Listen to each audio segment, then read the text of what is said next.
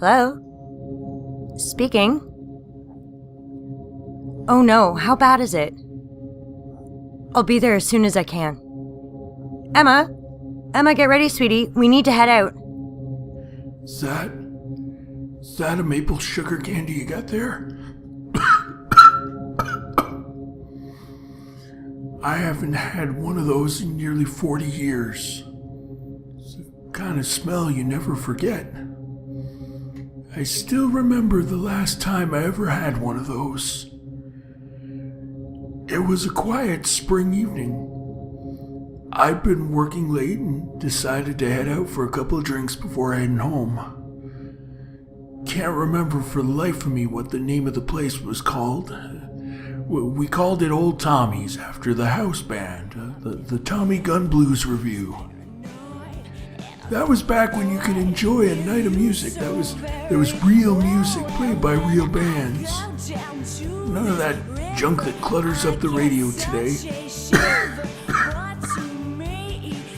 None of that 50 cent nonsense or what's the name of that new fella? Local kid. Calls himself the $5 bill. Claims he's 10 times better than 50 cent. Can't stand the racket, but you gotta admit the kid's clever. And I know. I should really practice what I preach and listen to the advice I used to give my own kids when they get into disagreeing about things like that. People, can't we all just get along? Life's too short to just go around making it feel longer by arguing over stupid things like that. Where was I? Well, actually, if I remember, I was walking down to Old Tommy's. Normally I would have taken the bus, but they had parts of Bank Street closed off while the city crews got barricades up for the big race the next morning. Must have been the worst place in the whole damn town you could think of running a marathon through. Bad enough the poor bastards had to run on one of the hottest weekends on record. But if they didn't keep their heads on a swivel, they'd bust an ankle in a pothole. I was really glad that was only a one-off. Pretty sure the runners were too. Now, the only good thing about walking to Tommy's was I was only 6 blocks from work and, another 6 blocks from home. Well, that and being able to duck into my favorite candy shop along the way. Didn't have much of a sweet tooth in those days, but I couldn't resist the smile of the girl behind the counter. We weren't an item or anything, but we get together for dinner every now and then at that pizza place down by the park, and we'd just sit there talking and talking until they closed the place down and kicked us out for the night. Always wanted to ask her if she'd be my girl, but you didn't just walk up to girls like her and ask her those kinds of questions. At least I didn't. We'd just end up going our separate ways until we saw each other again. Anyway, when I got to the shop, I thought it was my lucky night. She was closing up shop early and don't ask me how I did it, but I somehow worked up the nerve to ask her if she'd like for me to walk her home. She said yes. You know how you always think you know how you'd act or what you'd say if a situation ever presented itself.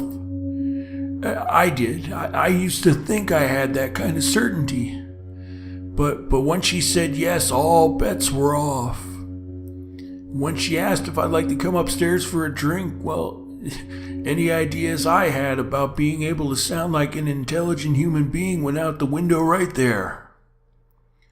Didn't really matter that everything was as innocent as it could be. I think if she would have sat next to me on her sofa, I would have jumped like a scared rabbit. Thankfully, I never had to worry about that. That was the great thing about talking to her. It was like sitting down with my closest friend. Or sitting down with the closest friend I had, who was beautiful and charming and smelled like maple sugar candy. I don't really remember when the conversation turned to family. I'm not sure if it was the hour or just old age on that one, but at some point she started talking about wanting to have kids. No, I guess it was the hour, because I guess that's why I wasn't fully paying attention the first time that she asked me if I wanted to help. She must have thought I was the dumbest man on the planet when I asked her to repeat what she just said. I mean, when I think back on it, it makes sense. She wanted kids, but not a husband. She wanted someone to help her do that. Someone she could trust not to judge her or take advantage of her. She needed a friend to help achieve her dreams. Hell, she already had things planned out so she could raise the kids on her own. And don't let anyone ever tell you that she was just another pretty face. She knew how people would react to her just going off and having kids without a man in the picture, and she didn't give a damn about what anyone else would think. She was gonna take whatever judgment that people throw at her and have her family her way. I just wish I could say I shared her sense of bravery. I should have seen the way the world was headed and how I was stuck in an older world mentality, but I knew I couldn't stand up to the judgment like she could. I knew I would always feel like there were 1,000 sets of eyes always looking down on me, judging me, looking at me like a coward for not being there to raise my family, even if I was never meant to be a part of that family. Well, that's when we started arguing. That was the night I heard a friend who needed me. That was the night she called me a fool and told me she never wanted to speak to me again. That was the last chance I ever had to say I was sorry. I never did. But I felt it. To this day, I can't get that lingering sense of regret out of my mind whenever I pass by a candy store. Regret, shame. It's the kind of smell you never forget.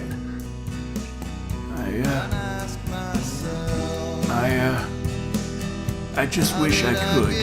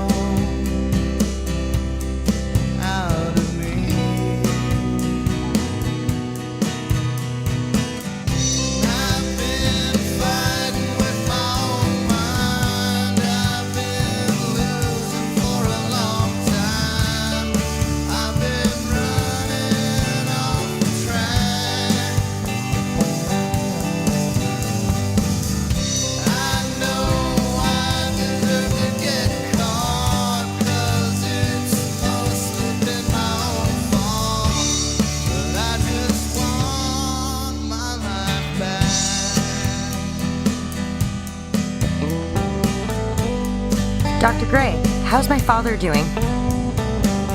As I said, we're going to do everything we can to help him. We're going to be putting him into a medically induced coma to see if we can take some of the stresses off his brain. He's comfortable right now, but he's still suffering from delusions as a result of the pressure on his brain. So if you'd like to go in and say a quick word before he goes under, just be ready to get unexpected responses.